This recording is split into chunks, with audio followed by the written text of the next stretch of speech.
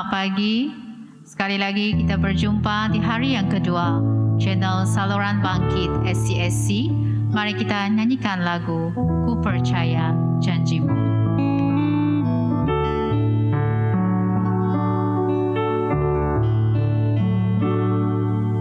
Sungguh besar setiamu,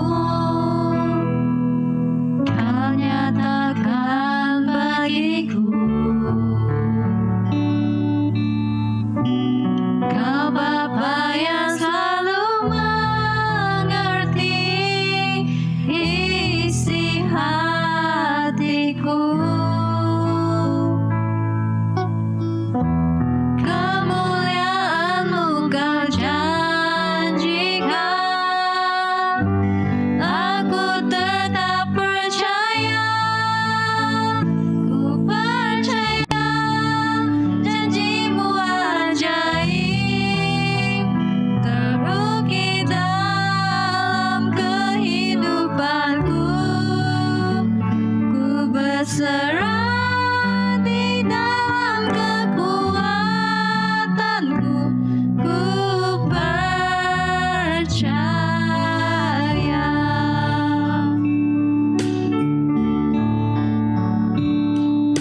Sungguh besar setiamu,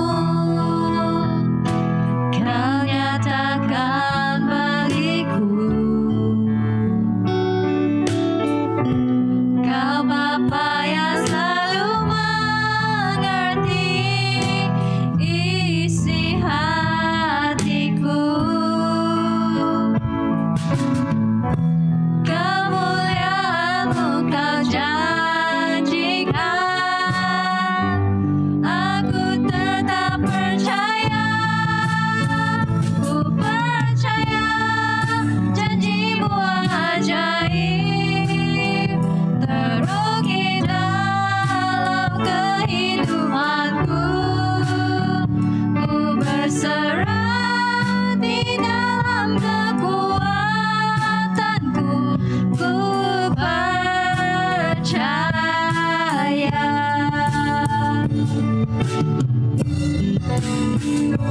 Percaya janji-Mu ajaib, terukir dalam kehidupanku. Ku berserah di dalam kekuatanmu. Hanya Kau segalanya bagiku. Ku percaya janji-Mu ajaib, terukir dalam kehidupanku. Ku berserah di dalam kekuatanku. Hanya Kau segalanya bagiku. Ku percaya janji-Mu ajaib, terukir dalam kehidupanku. Ku berserah di dalam kekuatanku. Ku percaya.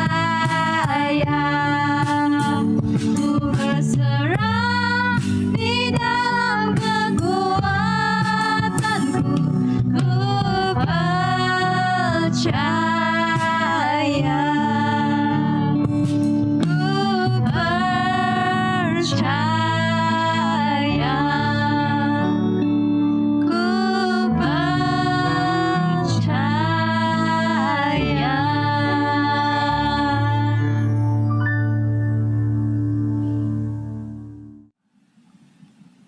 Shalom, selamat pagi. Selamat kita kembali. Pagi ini kita akan teruskan renungan kita. Dengarkanlah hukum Allah sebagai tajuk. Teks Alkitab yang dipetik adalah daripada Ulangan bab 6 ayat 1 hingga 9. Tuhan Allah kamu memerintah aku mengajarkan semua hukum ini kepada kamu. Patuhilah semuanya di tanah yang segera akan kamu duduki.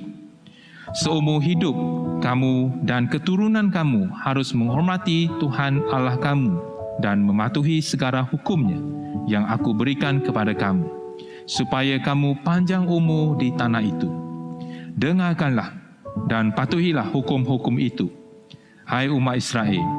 Dengan demikian, kamu akan sejahtera dan menjadi bangsa yang kuat, serta tinggal di tanah yang kaya dan subur itu, sebagaimana yang sudah dijanjikan Tuhan, Allah nenek moyang kita. Ingatlah, hai Israel, Tuhan dan Tuhan satu-satunya ialah Allah kita. Kasihilah Tuhan, Allah kamu dengan segenap hati. Tunjukkanlah kasih itu dalam cara hidup dan perbuatan kamu. Jangan sekali-kali lupa akan hukum yang aku berikan kepada kamu hari ini. Ajarkanlah hukum itu kepada anak-anak kamu. Percakapkanlah hukum itu semasa kamu di rumah ataupun berpergian, semasa kamu berehat ataupun bekerja. Ikatkan hukum itu pada lengan kamu dan ikatkannya pada dahi kamu sebagai peringatan. Tuliskanlah hukum itu pada tiang pintu rumah dan pada pintu pagar kamu. Saudara-saudari sekalian, renungan hari kedua ini tentang pendengaran kita, deria pendengaran. Harusnya kita mendengar firman Tuhan. Teks Alkitab yang telah dibacakan tadi merupakan perintah yang Musa menyatakan. Tuhan menyampaikan perintahnya melalui Musa. Dengan ini, Musa dia telah mengistirahatkan dengan suara yang lantang sekali, supaya mesej ini yang paling penting ini boleh didengarkan oleh telinga manusia dan terpedam di dalam hati manusia, untuk membangunkan mereka yang sedang tidur dan kepada generasi-generasi yang akan datang. Dalam ayat 4 dan 5, saya bacakan dalam terjemahan Alkitab versi Borneo. Dengarlah, wahai Israel, Tuhan ialah Allah kita, Tuhan itu Esa. Kasihilah Tuhan Allahmu dengan sepenuh hatimu, dengan sepenuh jiwamu, dan dengan sepenuh kekuatanmu. Perkataan dengarlah adalah untuk menarik perhatian atau dengar dengan teliti. Ayat 4 merupakan intipati perjanjian lama. Di sini menyatakan bahawa Tuhan Allah adalah satu-satunya Tuhan yang benar, dan perintah ini merupakan kepercayaan paling asas dalam agama Kristian.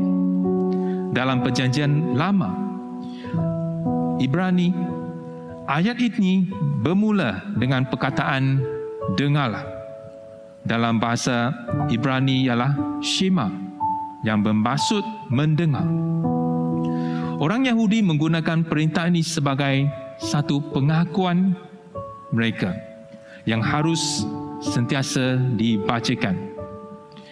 Terdapat juga dalam buku doa mereka tentang Shema ini, yang merangkumi ayat 4 sehingga ayat 9. Juga di bab 11, ulangan bab 11, ayat 13 hingga 21. Perintah ini menyatakan kepercayaan monotheism, iaitu mempercayai bahawa hanya ada satu Tuhan. Dan kepercayaan ini juga adalah ciri khas agama Israel. Pada zaman dahulu, terdapat banyak agama yang mempercayai banyak Tuhan. Tetapi Tuhan Abraham, Ishak dan Yakub adalah satu-satunya Tuhan yang benar di seluruh bumi.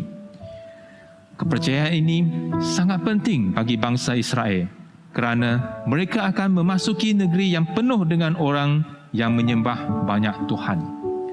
Dengan itu, Tuhan memerintahkan perintah ini untuk orang Israel. Ramai orang memilih untuk mempercayai banyak Tuhan. Dari dulu sampai sekarang, tetap sama. Tetapi masanya akan tiba, orang akan mengenali Tuhan sebagai satu-satunya Tuhan yang benar yang akan memerintah seluruh bumi.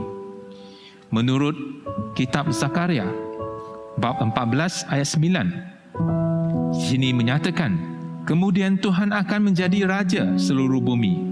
Setiap orang akan menyembah Dia sebagai Allah dan mengenal Dia dengan nama yang sama.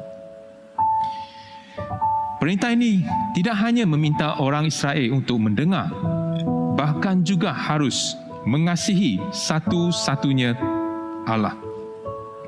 Perkataan kasihi adalah tema penting dalam kitab Ulangan juga.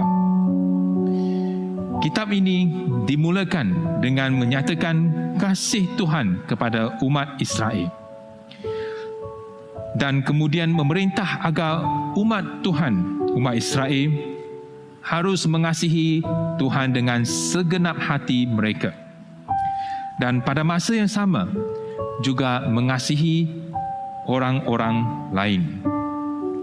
Yesus, Dia menggabungkan perintah-perintah ini menjadi satu perintah yang paling utama dan terbesar yang tercatat dalam Matius bab 22 ayat 37 hingga ayat 40. Dalam fikiran orang Ibrani, hati adalah asas tingkah laku ataupun sumber pemikiran. Ia juga merupakan badan utama kebijaksanaan. Oleh itu, selain mengasihi Tuhan dengan segenap hati, segenap jiwa dan segenap kekuatan, Tuhan Yesus menambahkan sepenuh fikiran, iaitu seluruh akalmu.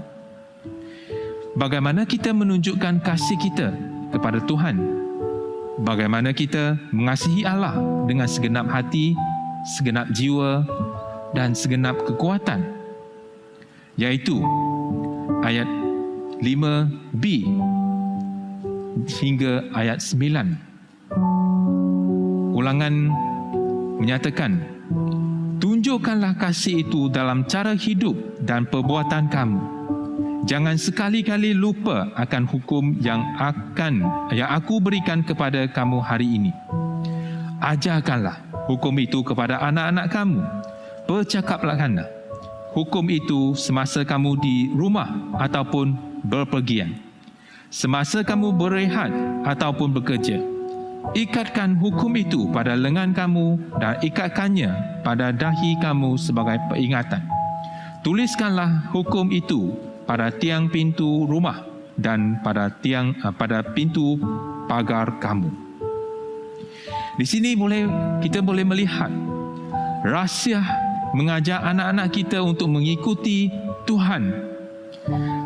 Ialah orang Israel menganggap agama sebagai tumpuan hidup mereka yang boleh dikatakan berjaya, kerana pendidikan agama mereka tertumpu kepada kehidupan, bukan sekadar pengetahuan intelek. Mereka menggunakan latar belakang kehidupan seharian untuk mengajar tentang Tuhan. Jadi dalam ayat ini jelas dinyatakan rahsia mengajar anak-anak mengasihi Allah. Jika kita mahu anak-anak kita mengikuti Tuhan, kita mesti menjadikan Tuhan sebahagian daripada kehidupan mereka. Ajar anak-anak dengan tekun untuk mengalami Tuhan dalam semua perkara kecil dalam hidup, bukan hanya dalam perkara-perkara yang berkaitan dengan gereja sahaja. Ayat 8 dan 9 secara kiasan menyatakan bahawa firman Tuhan harus meresap jauh ke dalam kehidupan seharian individu dan juga keluarga kita. Perkataan ikatkan pada lengan merujuk sebagai petunjuk kompas yang harus digunakan dalam semua tindakan kita. Ikatkannya pada dahi menyatakan bahawa firman Tuhan harus menjadi standard untuk semua pemikiran dan juga pertimbangan kita. Tuliskan pada tiang pintu rumah dan pada pintu pagar kamu. Ini bermakna pemerintahan keluarga harus didasarkan dengan firman Tuhan. Saudara-saudari sekalian, kata-kata ini bukan untuk kita ikuti secara literal saja, tetapi ia menggambarkan bahawa kita tidak boleh melupakan firman Tuhan, sama ada dalam tindakan kita ataupun dalam hati kita. Kita mesti ingat dan mematuhinya. Orang Yahudi menafsirkan ayat ini secara literal. Mereka menyalinkan ke semua empat petikan ini pada kulit kambing dan menjadikannya sebagai tali pengikat pinggan untuk dipakai pada tubuh mereka. Jadi pada zaman ketika Yesus masih hidup, orang Farisi lah yang menggunakan tali pinggan ini sebagai tanda kesalehan, dan perbuatan ini, mereka ini telah ditegur oleh Yesus Kristus. Jadi, bukannya perintah-perintah Tuhan itu yang membuatkan kita orang saleh. Sebaliknya, perintah-perintah yang kita taati, yang kita menerapkannya dalam hidup kita, apabila kita hidup menurut perintah Tuhan, itulah yang akan mempengaruhi orang di sekeliling kita. Jadi, kita harus dengar firman Tuhan dan menaati hukum atau perintahnya. Saya doakan bahawa setiap kita dapat akan terus bukan saja mendengar firman Tuhan, tetapi kita sentiasa akan menaati perintah Tuhan. Sama-sama kita berdoa. Allah Bapa kami di syurga, kami bersyukur sebab Engkau telah memberikan perintah-Mu untuk kita semua dan menjadi petunjuk untuk kehidupan kita. Kami mahu menaati firman-Mu Tuhan. Pimpinlah kami, pimpinlah kehidupan kami. Kami menyerahkan setiap individu di atas tangan-Mu Tuhan. Pimpinlah setiap kita. Terima kasih Tuhan mendengar doa kami. Dalam nama Tuhan Yesus Kristus kami berdoa. Amin. Sekarang kita berdoa bersama. Ada tiga perkara doa. Yang pertama, kita berdoa untuk diri kita supaya boleh bukan saja mendengar, tetapi harus juga mentaati firman Allah dengan rendah hati. Kedua, kita berdoa agar kita dapat mengasihi Allah dengan sepenuh hati, sepenuh jiwa dan sepenuh kekuatan kita. Dan kita dapat menunjukkan kasih itu dalam kehidupan serta perbuatan seharian kita.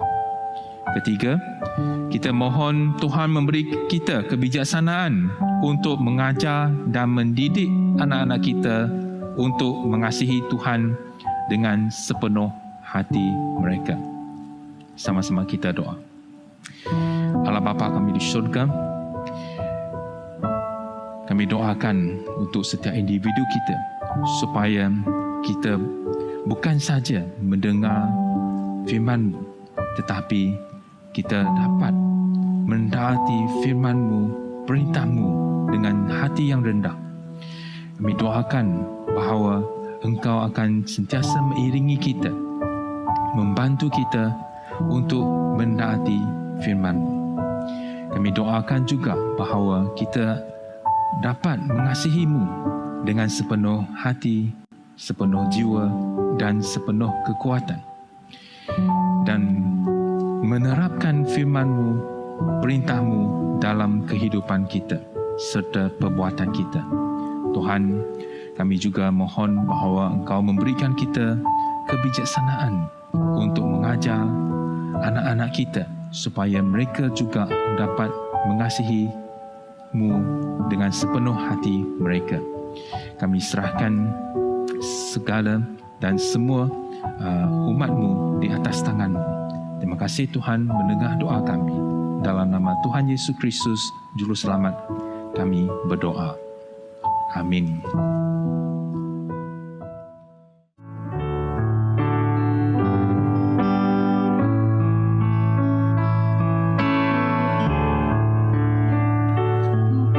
Percaya